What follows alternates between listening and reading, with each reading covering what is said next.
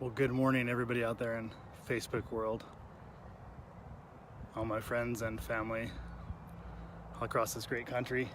Uh, just decided this morning I'd get on and do another live. It's been a little while. It's been a little while since I've done one of these, and I get asked a lot. I've had a few people, I've had like 5 people. No, I'm kidding. I've had a few people ask me why I stopped doing them and why I haven't been doing them anymore. And honestly, I couldn't answer that. I'm like, I don't know why I stopped doing the lives. I was doing them, they were fun, I was enjoying them, I was, having people tell me they were getting things out of the message, and then I just stopped doing them. I made a major move, which definitely affected some things in my life, but I don't know why I started or stopped doing them. So, good morning, Rennie. How are you doing? But this morning, I was just out for my morning walk. There's a basketball court right by my house that I go play basketball most mornings, and full moon was out, the sun was rising, and I was just thinking about, the difference between doing things when we want to do them or doing things when we just have to do them.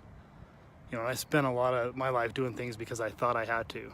I thought being successful meant doing things you had to do when you didn't want to do them, right? And just force them through. And I think there is some truth to that. But this morning, as I was, watching the sun come up, watching the moon, playing basketball, something I haven't done since I was like a teenager on a consistent basis, I was just thinking about just this moment here, like just being happy, right? When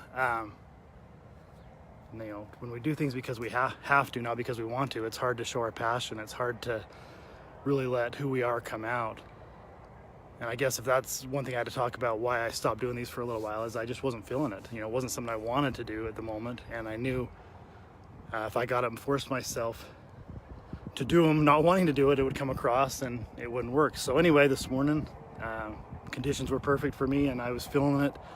Had an amazing weekend down here in St. George, and just thought I'd get on and share for a minute. And, for me, it was the sun coming up, like I mentioned, the moon, this basketball court, had a nice conversation with somebody walking through the park here. And I just thought, we talk about being happy and how do I find my happiness? And for me, and I've talked on previous videos about chasing happiness versus just being happy. And really it is about just choosing to be happy, right? I mean, that's what we do. I moved down to St. George for a couple reasons. One was my daughter kind of wanted a new start, and she started her senior year down here, Snow Canyon, and a couple weeks in and she's having an amazing time. She's happy, she's got a ton of friends. For me, that made the move all the worth it. But we had an interesting discussion because for me, I've had this thing where I'm like, my whole life I was kind of doing this program where I go to college, get a job, build a company, do this, do that, and nobody ever told me to be happy. Like, no one ever said that's a focus, man. You should make sure whatever you're doing, you're happy.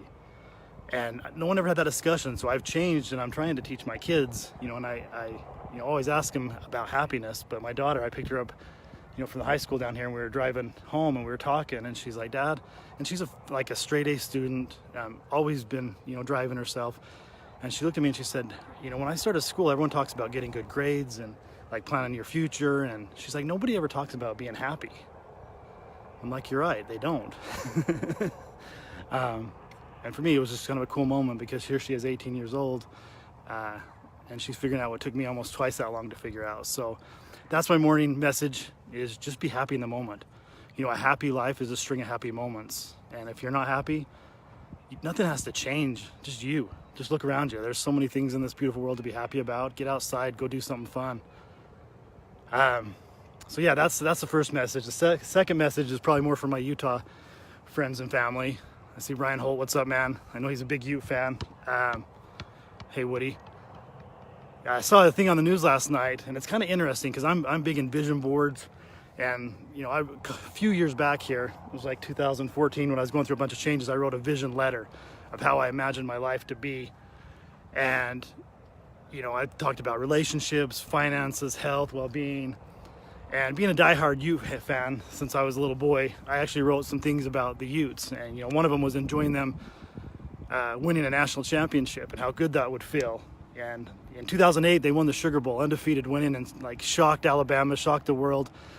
One of the funnest games I've ever been to, and such a cool moment, but we didn't get any credit for it. We were undefeated, but, before the whole change in the system, we weren't national champions. We were just undefeated and kicked Alabama's ass and didn't get anything to show for it. But I guess they officially gave us a sort of national championship last night. So it's kind of interesting, that whole vision board thing. You know, people say that stuff's bullcrap. Well, I actually wrote it down after it happened, and now it's reality. So going into this Monday, I'm super excited for the Ute opener Thursday night, and I guess we're 2008 national champions. So just thought I'd give a shout out to everybody. Have an amazing week, and remember, happy life starts with happy moments, and happy moments are all about enjoying the ride. Have a great week.